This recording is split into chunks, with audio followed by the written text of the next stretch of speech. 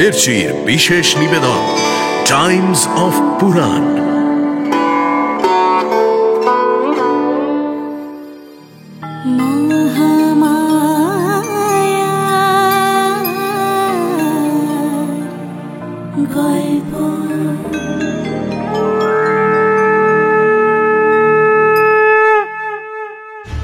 কোন দেবী কি প্রলাপ বকলো তাতে আমি গুরুত্ব দিতে যাব কেন? দৈত্য দানব রাক্ষসেরা চিরকাল আমার কাছে অদ্ভুত অলৌকিক ক্ষমতা লাভের বর চেয়েছে। কেউ কেউ আবার চেয়ে নিয়েছে মারাত্মক ব্রহ্মাস্ত্র। শত শত বাণে ছিন্ন ভিন্ন করে দাও এই দুর্বিনীত নারীকে। রসাতলে ফিরে যাবার আগে সে যেন সম্পূর্ণ বেদের জ্ঞান মর্তলোকের ধার্মিক ব্রাহ্মণদের কাছে ফিরিয়ে দেয়। মুহূর্তের মধ্যে ভস্ম হয়ে গেল। কে কে মায়াবিনী? শুনছেন দেবী ভাগবত মহাপুরাণ অবলম্বনে মহামায়ার গল্প। আজ শুনবেন দুর্গমাসুর বধ। প্রভু, জগন্মাতার দুর্গা নামের কি কোনো বিশেষ তাৎপর্য আছে? হ্যাঁ পরশুরাম, দেবীর বিভিন্ন মন্ত্র জপ করতে হলে সদ্গুরুর কাছে দীক্ষা নেওয়ার প্রয়োজন হয়। কিন্তু এই দুর্গা নাম সকলেই জপ করতে পারে। যে কোনো স্থানে, যে কোনো সময়ে, যে কোনো পরিস্থিতিতে দুর্গা নাম উচ্চারণ করা যায়, দুর্গা নাম জপ করা চলে। এই দুর্গা নাম সাধককে বড় বড় বিপদ থেকে রক্ষাও করে। মায়ের এই দুর্গা নামের অর্থ কি প্রভু? দেবী তো নিজের মুখেই বলেছেন, দুর্গম নামক অসুরকে বধ করার জন্য তিনি দুর্গা নামে বিখ্যাত হবেন। এছাড়াও এই নামের বিভিন্ন অর্থ হয়। যেমন ধরো, যিনি দুর্গেয়া, যার সম্পর্কে কিছু জানা যায় না, তিনি দুর্গা। আবার যাকে উপলব্ধি করা কঠিন, তাকেও দুর্গা বলা হয়। বুঝেছি প্রভু। আবার মায়ের এই পবিত্র নামের প্রতিটি বর্ণের পৃথক পৃথক মহিমা আছে বৎস। প্রতিটা বর্ণের মহিমা? এমন কথা তো কখনো শুনিনি প্রভু। আমাকে দয়া করে সেই মহিমার কথা শোনান। দুর্গা নামে মোট 5টি বর্ণ আছে: ত, উ, র, গ এবং আ। এর মধ্যে দ বর্ণের অর্থ হল দৈত্যনাশ। মা বিভিন্ন অসুরকে বধ করেন, তা তো তুমি জানোই। তারপর উ, এই বর্ণটির অর্থ হল বিঘ্ননাশ। মায়ের ভক্তদের জীবনে যত বাধা, যত বিপত্তি আসে, মা সেই সব নাশ করে দেন। তারপর র বর্ণ। র বর্ণের অর্থ হল রোগনাশ। শরীর ও মনের সমস্ত অসুস্থতা নাশ করে দেন মা। বুঝতে পারছো তো পরশুরাম? আগে হ্যাঁ প্রভু। গ বর্ণের অর্থ কি? গ বর্ণের অর্থ হল পাপনাশ। দুর্গা নামের এমনই মহিমা যে একবার সেই নাম উচ্চারণ করলে সমস্ত পাপ নাশ হয় বৎস। জেনে বা না জেনে যে যা পাপ করে, সেই সব পাপ ধুয়ে যায়। আহা, এ কথা শুনলেও কান মন সব পবিত্র হয়ে যায় প্রভু। শুধু তাই নয় পরশুরাম, মায়ের নাম করলে পাপ করার প্রবৃত্তিও নষ্ট হয়ে যায় বৎস। তাই তো মা দুর্গা হলেন পাপ নাশিনী। আর আ বর্ণ, এর অর্থ কি ভগবান? আ বর্ণের অর্থ হল ভয় নাশ আর শত্রুনাশ। যে মা দুর্গার শরণ নেয়, ইহকালে কিংবা পরকালে তার আর কোনো ভয় থাকে না। ঠিক তেমনি ভক্তের মনের ভেতরের আর বাইরের সব শত্রুকে মা ধ্বংস করে দেন। শত্রু কি অন্তরেও আছে ভগবান? হ্যাঁ বৎস, সাধকের অন্তরেই তো 6টি ভয়ঙ্কর শত্রু বাস করে। তারা হল কাম, ক্রোধ, লোভ, মোহ, মদ আর মাৎসর্য। যে এই 6টি শত্রুকে জয় করতে পারে, তার জীবন তো সার্থক। আমি ধন্য হলাম প্রভু। মা দুর্গার এই ছোট্ট নামটির মধ্যে যে এত অর্থ, এত মহিমা লুকিয়ে আছে, একথা আমি ভাবতেও পারিনি। দেবী দুর্গা নিজ মুখে তার মহিমা বলেছেন পরশুরাম। বলুন প্রভু, সে কথা আমাকে বলুন। নিজের সম্পর্কে কি বলেছেন তিনি, আমি জানতে চাই ভগবান। বেশ, সেই কাহিনী তবে তোমাকে শোনাই। একবার দেবতারা স্বয়ং দেবীর কাছে তার আত্মপরিচয় জানতে চাইলেন। দেবতারা সকলে এক মনে প্রার্থনা করতে করতে বললেন, হে মা, হে মহাদেবী, কে তুমি? আমি ব্রহ্মস্বরূপিণী। আমার থেকেই প্রকাশিত হয় প্রকৃতি আর পুরুষ, আর এই উভয়ের মিলনে সৃষ্টি হয় সমগ্র জগৎ।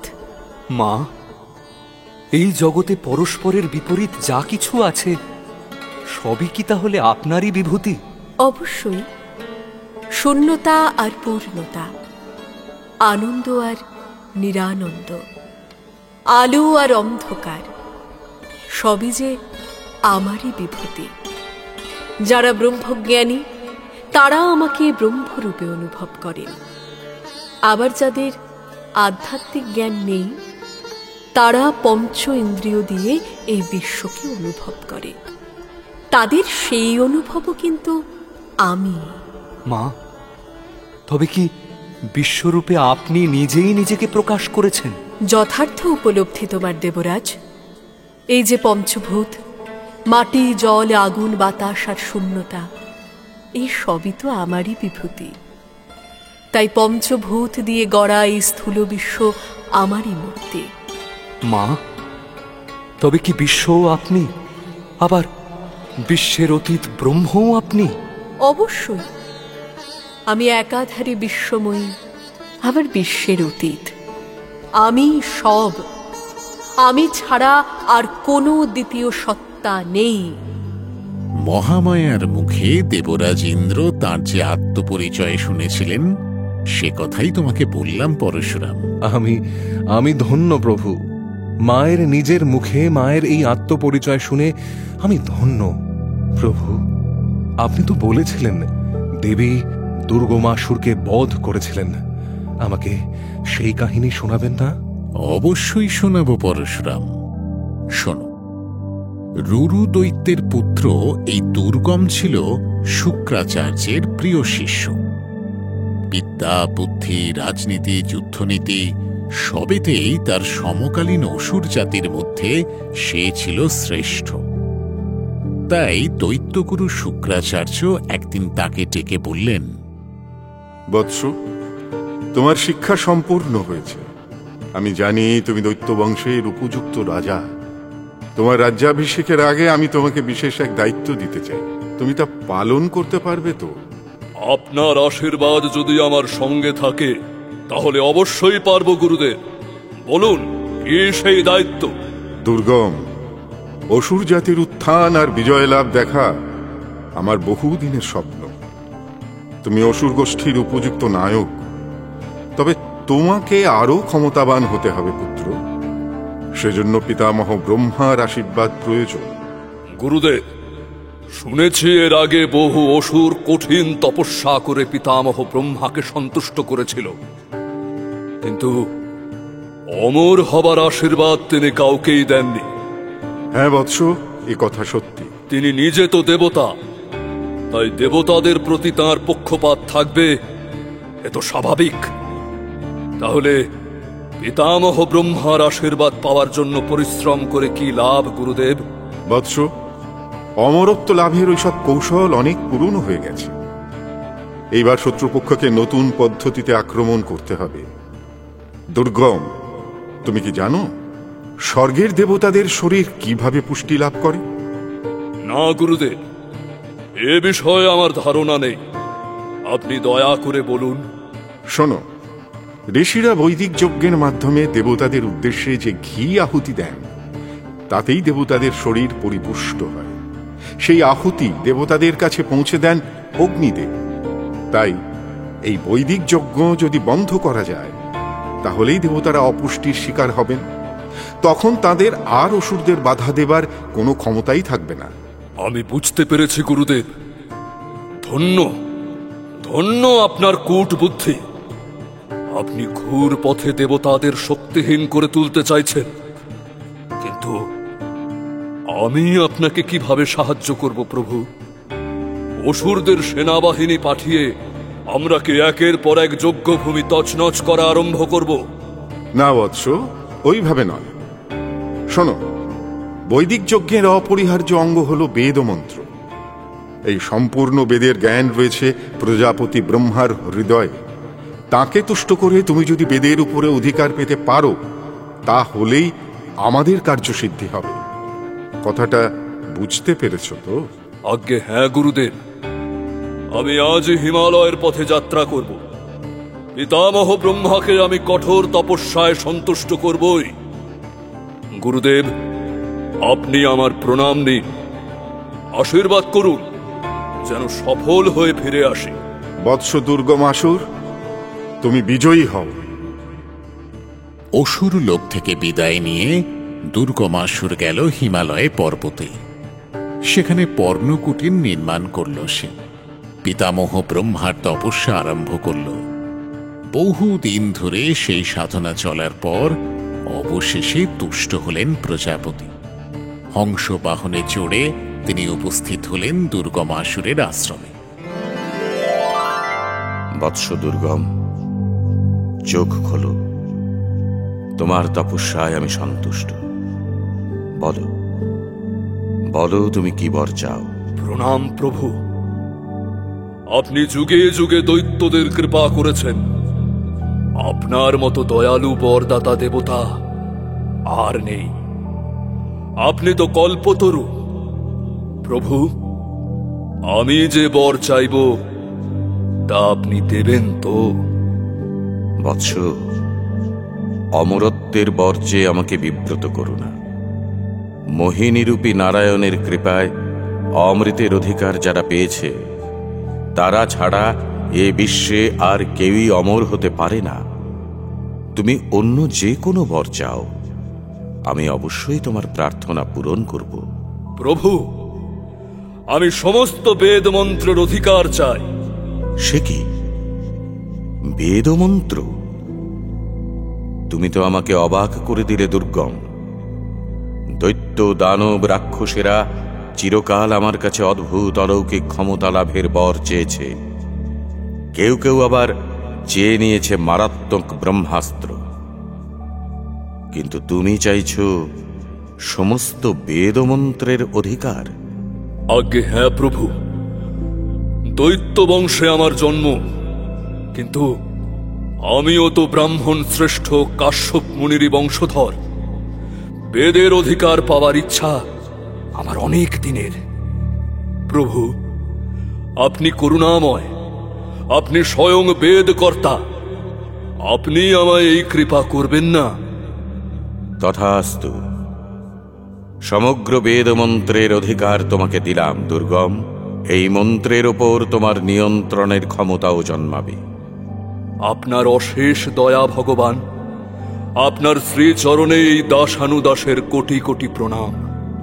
বৎস দুর্গম, আজ যে অমূল্য সম্পদ তুমি লাভ করলে, তার যোগ্য মর্যাদা দিও। মনে রেখো, এই ক্ষমতা শুভ কাজে ব্যবহার করলে তুমি হবে সবার শ্রদ্ধেয় এক মহর্ষি। আর যদি অশুভ উদ্দেশ্যে বেদকে নিয়ন্ত্রণ করতে চাও, তবে তোমার সর্বনাশ কেউ ঠেকাতে পারবে না। পুত্র দুর্গম, তোমার কল্যাণ হোক। দুর্গমাসুরকে বর দিয়ে পিতামহ ব্রহ্মা ফিরে গেলেন সত্যলোকে। পাতালপুরীতে ফিরে এলো দুর্গম। তারপর প্রজাপতির আশীর্বাদের অপব্যবহার শুরু করল সে। দুর্গম কি করল প্রভু? পরশুরাম, তুমি তো জানো বেদের আর এক নাম শ্রুতি। প্রাচীনকালে ঋষিরা অত্যন্ত মেধাবী ছিলেন। গুরু পরম্পরায় শুনে শুনে তারা বেদের মন্ত্রগুলি মনে রাখতেন। যজ্ঞের সময় অনায়াসে সেই মন্ত্রগুলি উচ্চারণ করতেন তারা, একটুও ভুল হতো না। দুর্গমাসুর এখন বেদের উপর নিয়ন্ত্রণ লাভ করেছে, তাই খুব সহজেই ব্রাহ্মণদের স্মৃতি থেকে সমস্ত বেদ মন্ত্র অদৃশ্য করে দিল সে। সর্বনাশ! এর পরিণতি কি হলো? ব্রাহ্মণরা সব বেদমন্ত্র ভুলে গেলেন। দিনে 3 বার সন্ধ্যা বন্দনা ও গায়ত্রী জপ আর করতে পারলেন না তারা। যেসব দ্বিজরা অগ্নিহোত্রী ছিলেন তারা প্রতিদিনের হোমকর্ম ত্যাগ করতে বাধ্য হলেন। বছরের বিভিন্ন শুভ দিনে যাগযজ্ঞ করে দেবতাদের আরাধনা করতেন তারা, সেই সবও একেবারে বন্ধ হয়ে গেল। যজ্ঞের আহুতি না পেয়ে স্বর্গলোকে দেবতাদের তখন কি অবস্থা হলো ভগবান? তারা দুর্বল হয়ে পড়লেন। আর এই সুযোগে ইন্দ্রের প্রাসাদ অমরাবতীতে আক্রমণ করল অসুররাজ দুর্গম। দেবতারা তখন অপুষ্ট, দুর্বল, ক্ষমতাহীন। প্রবল পরাক্রমশালী অসুর বাহিনীর সঙ্গে যুদ্ধ করার মতো মনোবল তারা হারিয়ে ফেলেছিলেন। ফলে তারা রণে ভঙ্গ দিয়ে পালিয়ে যেতে বাধ্য হলেন। স্বর্গলোক দখল করল দুর্গমাসুর। সে হল ত্রিলোকের অধিপতি। দেবতারা তখন কোথায় আশ্রয় নিলেন আচার্যদেব? তারা সুমেরু পর্বতের গুহায় চলে গেলেন। সেখানে এই মহাবিপদ থেকে উদ্ধার পাওয়ার জন্য এক মনে দেবী পরাশক্তির ধ্যান করতে লাগলেন তারা। এদিকে বিশ্ব প্রকৃতির উপরে দেবতাদের নিয়ন্ত্রণ শিথিল হতেই পরিবেশে নেমে এলো ভয়ানক বিপর্যয়। দেবী কৌশিকী যে ভয়ঙ্কর অনাবৃষ্টির কথা ভবিষ্যৎবাণী করেছিলেন, এবার কি তবে তাই শুরু হলো প্রভু? হ্যাঁ পরশুরাম, ঠিক তাই ঘটল। আকাশ থেকে মেঘ উধাও হয়ে গেল, বন্ধ হয়ে গেল বৃষ্টি। আর বৃষ্টিপাতের অভাবে প্রথমে কুয়ো, পুকুর, খালবিল শুকিয়ে যেতে আরম্ভ করল। তারপর আস্তে আস্তে বিভিন্ন নদীতে জল কমতে লাগল। জলের অভাবে আর প্রচণ্ড রোদে মাঠের ফসল নষ্ট হয়ে গেল। সূর্য যেন দাউ দাউ করে জ্বলছে। ঘরে ঘরে তখন হাহাকার। অন্ন নেই, জল নেই। শয়ে শয়ে মানুষ প্রতিদিন মরতে লাগল। তাদের দাহ করার লোকও জুটল না। সেই সঙ্গে মরতে লাগল পশু পাখির দল। সে কি? দুর্গমাসুর তো ত্রিলোকের অধিপতি। প্রজাদের ব্যাপারে তার কোনো দায়িত্ববোধ নেই? এই বিকট সমস্যার সমাধানের জন্য সে কোনো চেষ্টা করল না? বৎস, ক্ষমতার স্বাদ একবার পেলে কত মানুষ তার দায়িত্বের কথা ভুলে যায়। আর এ তো অসুর। দুর্গম তার অনুচরদের নিয়ে স্বর্গে আমোদ প্রমোদে ডুবে রইল। পৃথিবীতে কি হচ্ছে না হচ্ছে সেদিকে তার খেয়ালই নেই। ছি ছি, কি লজ্জার কথা! রাজা হিসেবে, শাসক হিসেবে দুর্গম একেবারে ব্যর্থ। প্রভু, এই বিকট পরিস্থিতির সমাধান করতে কে তবে এগিয়ে এলেন? এগিয়ে এলেন একজন। তার নাম মহর্ষি মার্কণ্ডেয়। তিনি কে প্রভু? তার কাহিনী এবার বলছি। তিনি একজন ব্রহ্মজ্ঞ ঋষি। নিজের আশ্রমে থাকেন আর মহাদেবের আরাধনা করেন। তখন গভীর রাত্রি, চরাচর নিস্তব্ধ। মহর্ষি মার্কণ্ডেয় একা বসে আছেন তার আশ্রমে। সামনেই এক প্রাচীন শিব মন্দির।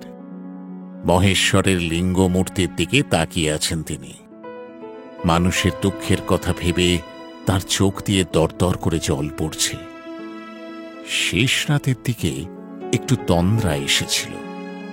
হঠাৎ তার কানে এলো দেবাদিদেব মহাদেবের কণ্ঠস্বর। বৎস মার্কণ্ডেয়, আমি এসেছি পুত্র। প্রভু ভোলানাথ, অবশেষে কি আপনার দয়া হলো?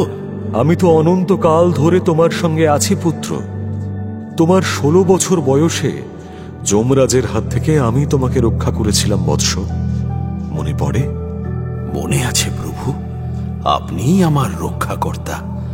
আপনার লিঙ্গ মূর্তি আঁকড়ে ধ্যান করছিলাম আমি, তাই আমাকে জমেও ছুঁতে পারেনি। তারপর থেকে যতবার বিপদে পড়েছি আপনি এসেছেন। আমি জানতাম প্রভু, আমি জানতাম আপনি ঠিক আসবেন। আমাকে যে আসতেই হতো বৎস। ভক্তরা আমাকে মৃত্যুঞ্জয় বলে জানে। আর এই ভয়ঙ্কর বিপর্যয় এখন সারা মৃত্যু লোক জুড়ে মৃত্যু ঘনিয়ে আসছে। আমাকে তো আসতেই হতো, এই বিপদ থেকে উদ্ধারের পথ কি প্রভু? সমস্ত সংকটের যিনি সমাধান, সেই দেবী দুর্গাকে স্মরণ করো বৎস। তিনি তোমাদের মঙ্গলের পথ দেখাবেন। মা দুর্গা, তিনি কি আর আমাদের কৃপা করবেন? মনে হচ্ছে আমরা হয়তো না জেনে কোনো ভয়ঙ্কর অপরাধ করেছি, তাই মা আমাদের থেকে মুখ ফিরিয়ে নিয়েছেন। না পুত্র, এ তোমাদের অপরাধ নয়। এই অপরাধ করেছে দুরাত্মা অসুর দুর্গম। ব্রহ্মার বরের অপব্যবহার করে সে পৃথিবীর সকল ব্রাহ্মণের স্মৃতি থেকে বেদ মন্ত্রের সব চিহ্ন মুছে দিয়েছে। দেবতারা আজ শক্তিহীন, তারা আর পৃথিবীকে রক্ষা করতে পারছেন না। তাহলে এই অবস্থায় মাকে প্রসন্ন করব কি করে দেবাদিদেব? মায়ের পুজোর মন্ত্র আমরা ভুলে গিয়েছি, যজ্ঞের বিধিও আর আমাদের মনে নেই। মাকে ডাকবো কিভাবে? বৎস, যাকে মা বলছো তার স্বরূপও কি ভুলে গেলে? তাকে প্রসন্ন করার জন্য কোনো মন্ত্র, বিধি, যজ্ঞ কিংবা অর্চনার প্রয়োজন হয় না মার্কণ্ডেয়। শুধুমাত্র মন্ত্র, বিধি বা পুরস্চরণ দিয়ে মাকে তুষ্ট করবে বলে ভাবছ? তুমি ভুল ভাবছ বৎস। এই চিন্তা অত্যন্ত সংকীর্ণ। তাহলে মাকে কিভাবে ডাকবো প্রভু? তাকে প্রাণ ভরে ডাকো। তিনি যে মা, সন্তানের কান্না কি কোনো মা সহ্য করতে পারেন? তবে তাই হোক প্রভু। কাল সকালেই আমি আর আমার শিষ্যরা মায়ের কাছে প্রার্থনা আরম্ভ করব। মা যদি কৃপা করেন, তাহলে আমাদের আর কোনো দুঃখ থাকবে না। বৎস মার্কণ্ডেয়, বিজয়ী হও, যশস্বী হও। প্রভু শিব শঙ্কর, আপনাকে প্রণাম। আপনার জয় হোক। মহাদেবের নির্দেশ অনুসারে মার্কণ্ডেয় মুনি তার সাঙ্গপাঙ্গদের নিয়ে আরম্ভ করলেন দেবীর স্তব। দেবী জগন্মাতা, তিনি অনন্ত ব্রহ্মাণ্ডের অধীশ্বরী। তিনি এতই কৃপাময়ী যে মা বলে ডাকলে তিনি ভক্তকে সাড়া না দিয়ে থাকতে পারেন না। এবার ঋষিদের দেবী বন্দনা শুরু হল।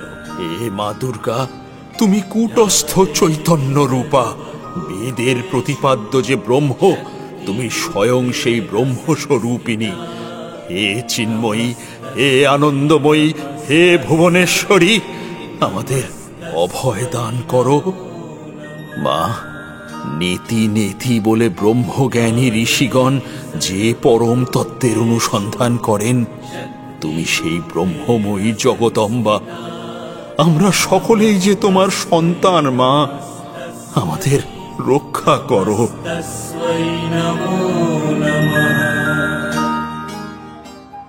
তারপর কি হলো প্রভু?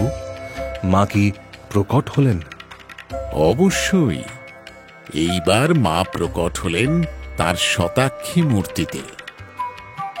মায়ের এই মূর্তি চতুর্ভুজা। তার গায়ের রং বর্ষার নতুন জল ভরা মেঘের মতো ঘন নীল। তিনি সমস্ত সৌন্দর্যের সার। তিনি যেন এক করুণার সমুদ্র।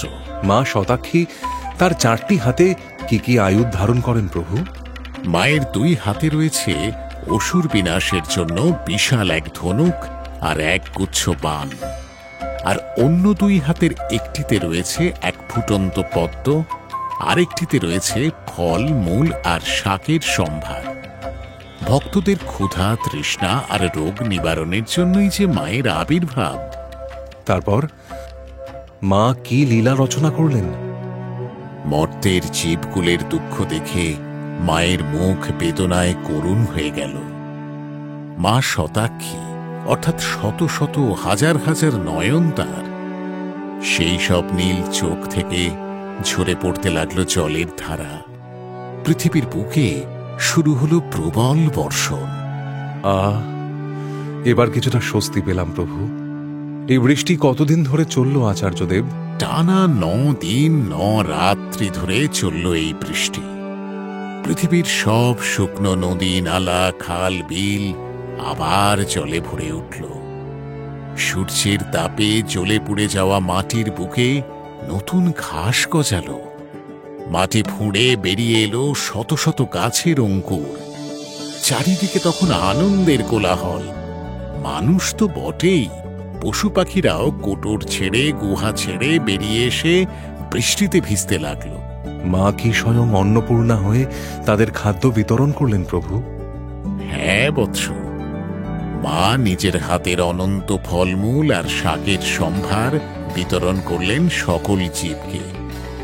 এদিকে মায়ের আবির্ভাব হয়েছে শুনে সুমেরু পর্বতের গুহা থেকে বেরিয়ে এলেন দেবতার দল।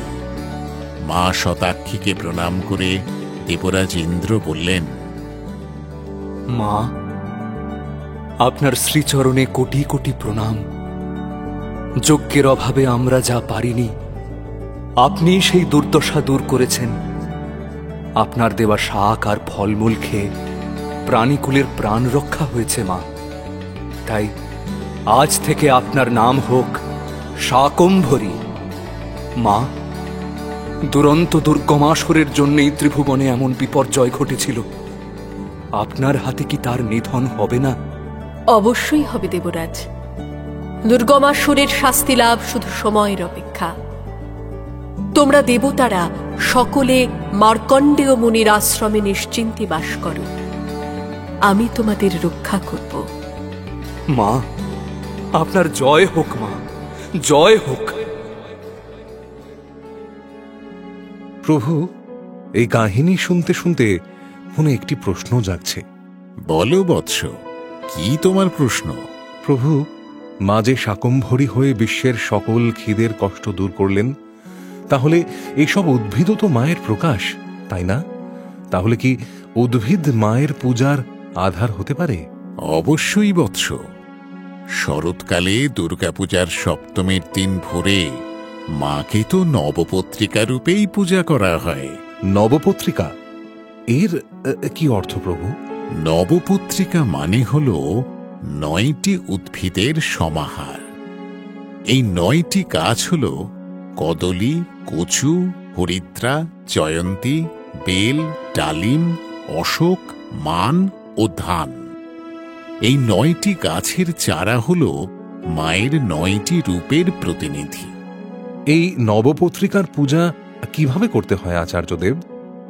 শোনো পরশুরাম, শারদীয়া দুর্গাপূজায় সপ্তমীর দিন সকালে গঙ্গা বা কোনো শুদ্ধ জলধারায় এদের স্নান করিয়ে শ্বেত অপরাজিতার লতা দিয়ে একসঙ্গে বাঁধতে হয়। তারপর লাল পাড় শাড়ি দিয়ে নবপত্রিকাকে মুড়ে মহা সমারোহে ঢাক বাজাতে বাজাতে আনতে হবে পূজা মণ্ডপে। সপ্তমী, অষ্টমী আর নবমী 3 দিন ধরে চলবে নবপত্রিকার পূজা। অবশেষে বিজয়া দশমী তিথিতে মায়ের প্রতিমার সঙ্গে সঙ্গে নবপত্রিকাকেও বিসর্জন দিতে হবে। অদ্ভুত, অদ্ভুত এই পূজা। বিশ্বব্যাপিনী মাতৃশক্তির প্রতি এই সম্মান ও শ্রদ্ধা নিবেদন এ বুঝি কেবল ভারতবর্ষেই সম্ভব। প্রভু, প্রভু, একটি প্রশ্ন। এই নবপত্রিকার কোন উদ্ভিদে মায়ের কোন রূপ বিরাজ করেন? কদলী বৃক্ষে অবস্থান করেন ব্রহ্মাণী দেবী। ডালিম গাছে থাকেন দেবী রক্তদন্তিকা। পাকা ডালিমের লাল টকটকে দানাগুলি দেখেছ তো? ঠিক যেন মা রক্তদন্তিকার রাঙা বরণ দাঁতের মতো, তাই না? তারপর ধান। ধান হল ভারতবর্ষের মানুষের প্রধান খাদ্যশস্য। এই ধান গাছে থাকেন দেবী মহালক্ষ্মী। আর হরিদ্রা? হরিদ্রা গাছে কে থাকেন প্রভু? হলুদ গাছে থাকেন মা দুর্গা। তপ্ত কাঞ্চন বর্ণা মা দুর্গার গায়ের রং কাঁচা হলুদ বাটার মতো, তাই না?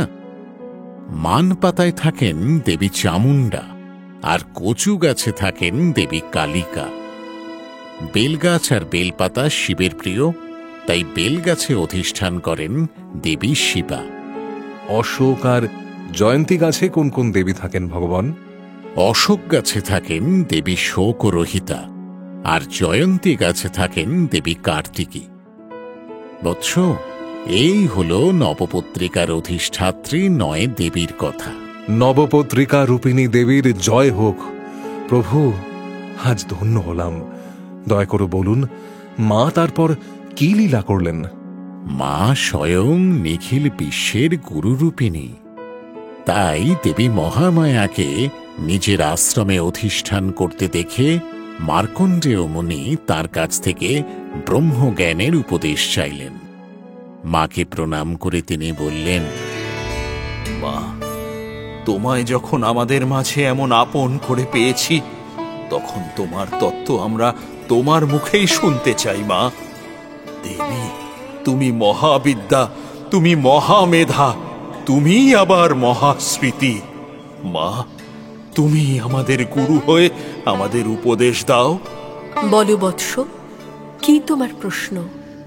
মা, দুর্গমাসুরের মায়ায় আমাদের মন থেকে বেদের জ্ঞান মুছে গেছে, কিন্তু তোমার দেখা পাওয়ার পর থেকেই আবার সেই জ্ঞান একটু একটু করে জাগছে।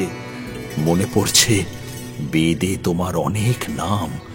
তুমি অজ্ঞেয়া, তুমি অনন্তা, তুমি অলক্ষা, অজা, একা আর নৈকা। মা, কৃপা করে আমাদের এই নামগুলির অর্থ বলো। শোনো পুত্র মার্কণ্ডেয়, আমার স্বরূপ প্রজাপতি, ব্রহ্মা প্রমুখ জ্ঞানী দেবতাদের কাছেও এক দুর্বোধ্য রহস্য।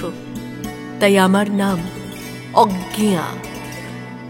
আমার অন্ত পাওয়া সম্ভব নয়, আমার বিনাশ নেই, তাই আমি অনন্তা। আমি সর্বত্রই বিরাজ করছি, তবু আমার কৃপা না হলে কেউই আমাকে দেখতে পায় না, তাই আমি অলক্ষা। কি বৎস, বুঝতে পারছো তো? হ্যাঁ মা, তোমার কৃপায় আবার সব বুঝতে পারছি। মা, তোমার জন্ম নেই, তাই কি তোমার নাম অজা? হ্যাঁ বৎস, তাই। তবে দেবতাদের কার্যসিদ্ধির জন্য যুগে যুগে নানা রূপে আমি অবতীর্ণ হই। আমার সেই সব শ্রীমূর্তির নাম জপ, লীলাস্মরণ এবং উপাসনার মাধ্যমে ভক্তরা আমার আশীর্বাদ লাভ করেন। মা, তোমার একা আর নৈকা নাম দুটির অর্থ কি? বৎস, এক আমি ছাড়া আর অন্য কোনো কিছুর অস্তিত্ব নেই, তাই আমি একা। আবার পরম এক হয়েও আমি বহু রূপে প্রকাশিত হই। আমি হই বিশ্বরূপিণী, তাই আমি নৈকা। আমি যে এক হয়েও অনেক, আবার অনেক হয়েও এক। মা, তোমার শ্রীমুখে এই বেদ জ্ঞানের উপদেশ পেয়ে আমরা ধন্য হলাম। হে বিশ্বের গুরু রূপিণী মা, তোমার চরণে কোটি কোটি প্রণাম। মার্কণ্ডেয় মুনি আর তার শিষ্যেরা পরম শ্রদ্ধায় দেবী জগদম্বার কাছে বেদের উপদেশ নিচ্ছেন। এমন সময় হঠাৎ তার আশ্রমের বাইরে দেখা দিল ধুলোর ঝড়। শোনা গেল অসুর বাহিনীর বিকট চিৎকার। মারো মারো, এই ঋষিদের হত্যা করো। মা, ওই বুঝি অসুররাজ দুর্গমের অনুচরেরা আমাদের আশ্রমে হানা দিতে এসেছে। মা, মা, আমাদের রক্ষা করো। মা, রক্ষা করো। কোনো ভয় নেই বৎস। এই যে তোমাদের সুরক্ষার জন্য আমি নির্মাণ করলাম এক জ্যোতির্বলয়। এর মধ্যে তোমরা সম্পূর্ণ নিরাপদ। আমি দেখছি অসুরদের এই স্পর্ধার কারণ কি। কে তুমি মায়াবিনী নারী? তোমার ইন্দ্রজাল বিদ্যা দিয়ে আমাদের গতিরোধ করছো কেন? কি চাও তুমি? এ হলো শান্তিপ্রিয় ঋষিদের আশ্রম। ঋষিরা তো তোমাদের কোনো ক্ষতি করেননি, তবে তোমরা দল বেঁধে এত অস্ত্রশস্ত্র নিয়ে এই আশ্রমে কেন এসেছো? কি তোমাদের উদ্দেশ্য? ঋষিরা আমাদের শত্রু দেবতাদের এই আশ্রমে লুকিয়ে রেখেছে। মহারাজ দুর্গমাসুরের ভয়ে এতদিন তো দেবতারা সুমেরু পর্বতের গুহায় লুকিয়েছিল। আবার তারা কি চক্রান্ত করতে চায়? ঋষিরা যদি ভালোই ভালোই দেবতাদের আশ্রম থেকে বের করে দেয়, আমরা তাদের কিচ্ছু বলবো না। দেবতাদের আমরা বন্দী করে নিয়ে যাব আমাদের প্রভু দুর্গমাসুরের কাছে। ঋষিরা আর দেবতারা উভয়ই আমার সন্তান। আমি থাকতে তাদের কোনো ক্ষতি আমি হতে দেব না। তোমরা ফিরে যাও তোমাদের মহারাজের কাছে। তাকে গিয়ে বলো সে যেন আর আমার সন্তানদের বিরক্ত না করে। বটে, এত স্পর্ধা তোমার? এই যে দৈত্যের দল, দাঁড়িয়ে দাঁড়িয়ে কি দেখছো? ধনুক তোলো, তীর ছোড়ো, শত শত বাণে ছিন্ন ভিন্ন করে দাও এই দুর্বিনীত নারীকে।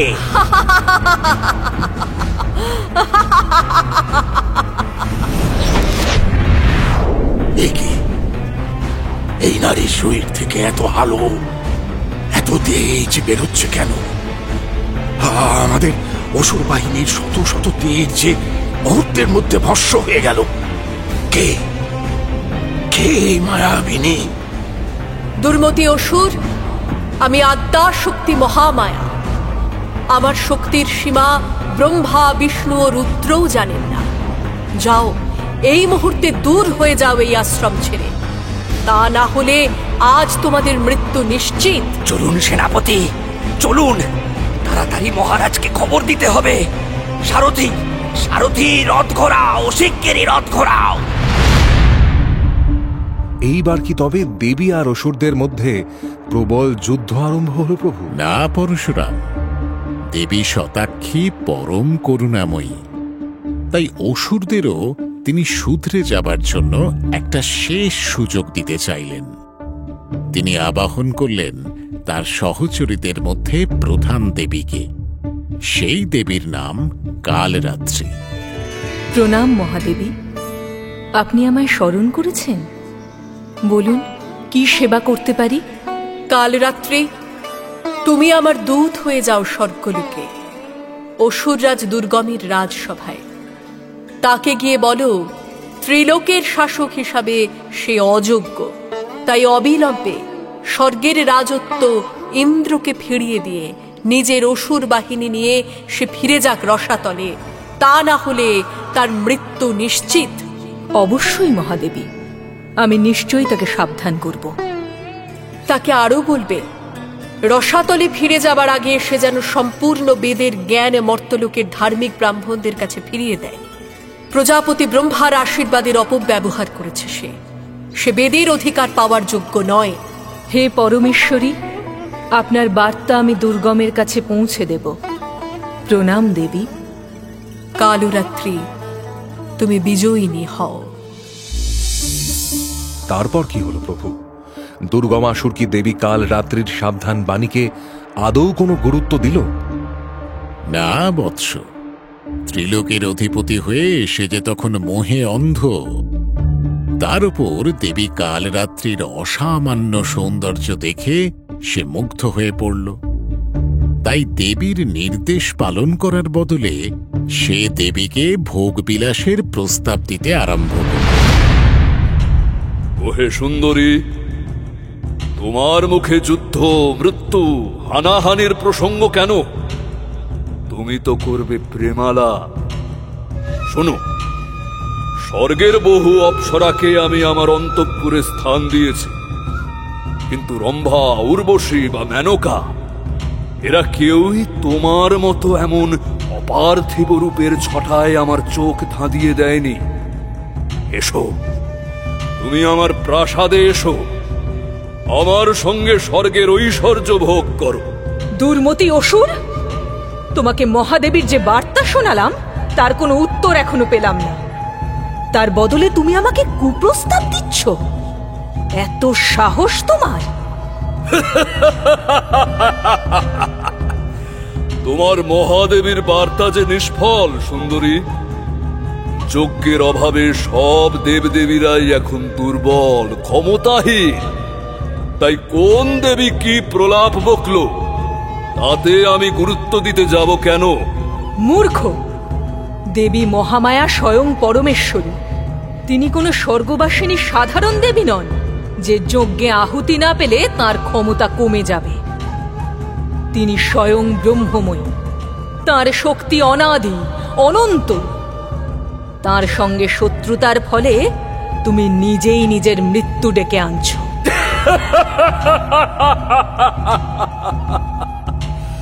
দেবী, মনে হচ্ছে আমাকে দেখে তুমি মুগ্ধ হয়ে গেছো, তাই আমার প্রাণ রক্ষার জন্য তোমার এত দরদ। এসো সুন্দরী, আমার অন্তঃপুরে এসো। এই, কে আছিস? একে ধরে নিয়ে যা আমার প্রাসাদে। কি? দূতের সঙ্গে এমন দুর্ব্যবহার? থাম, অসুরের দল, থেমে যা, আর এক পায়ে গলে তোদের সর্বনাশ হবে। ক্রুদ্ধ হলে তোমার শোভা আরো বেড়ে যায় দেবী। কিরে, তোরা থামলি কেন? ধর ওকে। অসুরের দল দেবী কাল রাত্রিকে স্পর্শ করার চেষ্টা করতেই তিনি প্রচন্ড এক হুঙ্কার দিলেন। তার তৃতীয় নয়ন থেকে বেরিয়ে এলো আগুনের স্রোত। মুহূর্তের মধ্যে পুড়ে ছাই হয়ে গেল দুঃসাহসী দৈত্যরা। রাগে কাঁপতে কাঁপতে কাল রাত্রি ফিরে গেলেন দেবী শতাক্ষীর কাছে।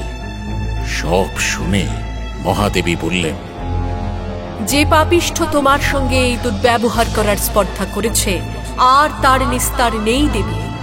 আমার শান্তির বার্তা সে শুনল না। এবার তবে যুদ্ধ শুরু হোক, বেজে উঠুক রণশঙ্খ। দেবী পক্ষ আর দৈত্য পক্ষের মধ্যে শুরু হলো প্রবল সংগ্রাম।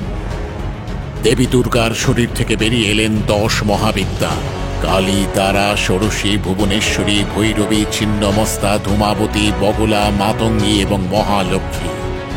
তাদের প্রবল বীরত্বের সামনে অসুর সেনা বিধ্বস্ত হয়ে গেল। 10 দিন যুদ্ধের পর 11 দিনে যুদ্ধে এলো স্বয়ং দুর্গমা আসুর।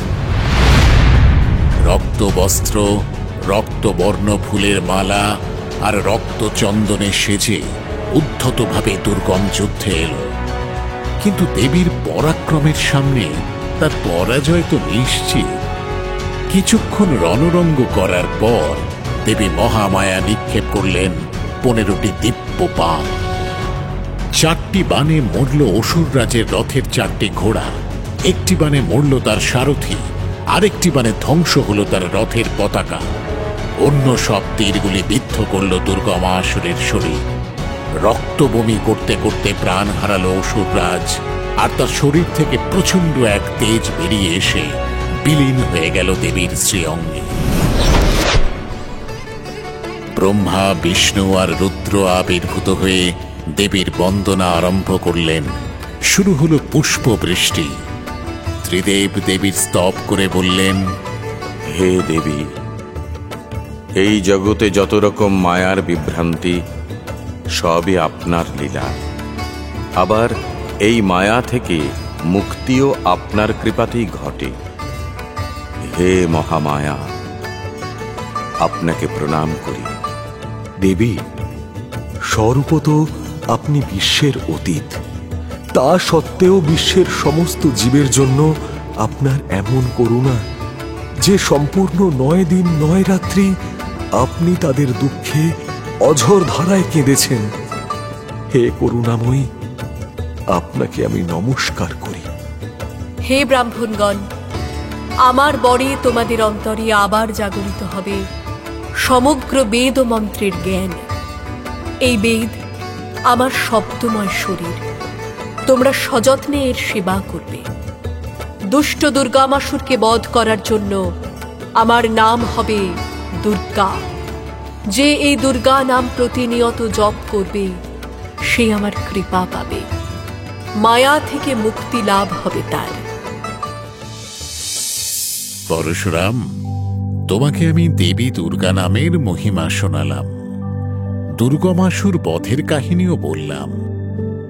এই দুর্গা রূপে দেবী বিরাজ করেন কাশীধামে, সঙ্গে থাকেন তার সহচরীর দল। সেখানে নবরাত্রি উৎসবে দেবীর অর্চনা হয়।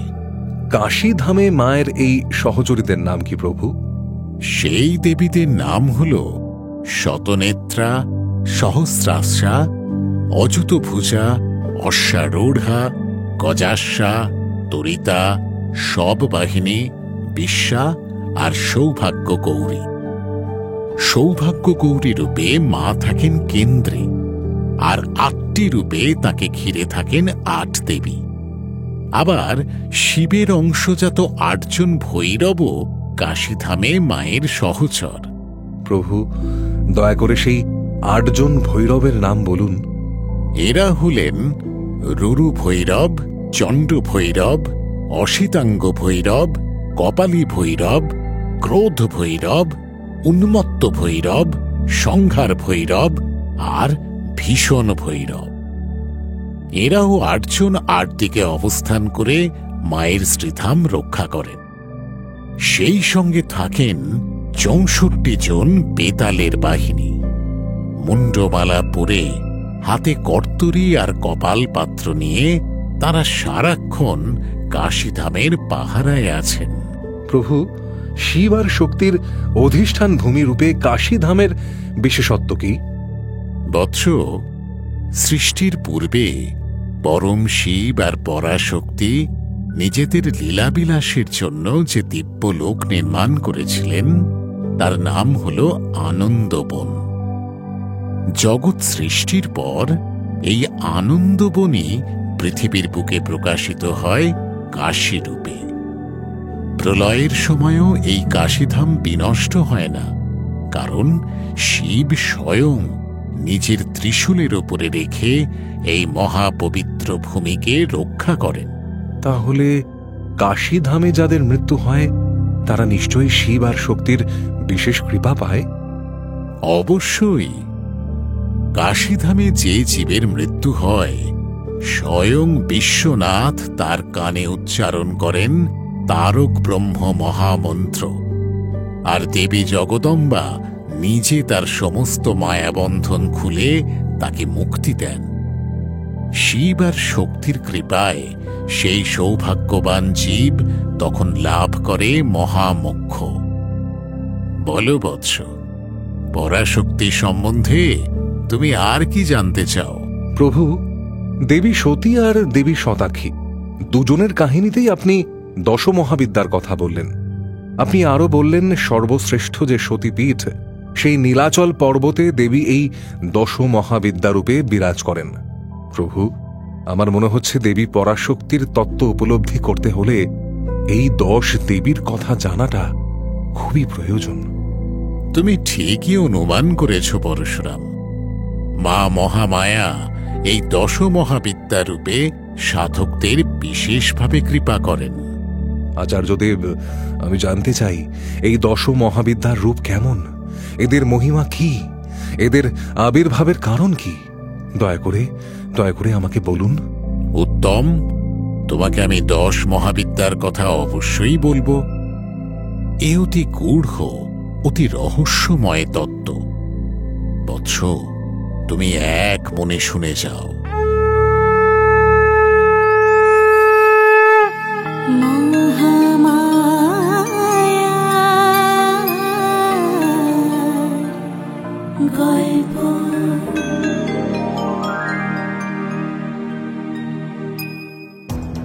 দত্তাত্রেয় মুনি এইবার শোনাবেন 10 মহাবিদ্যার কথা।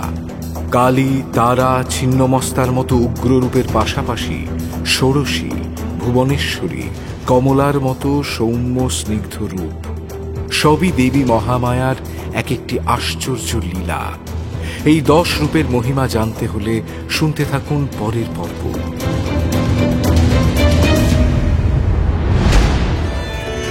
শুনলেন দেবী ভাগবত মহাপুরাণ অবলম্বনে মহামায়ার গল্প।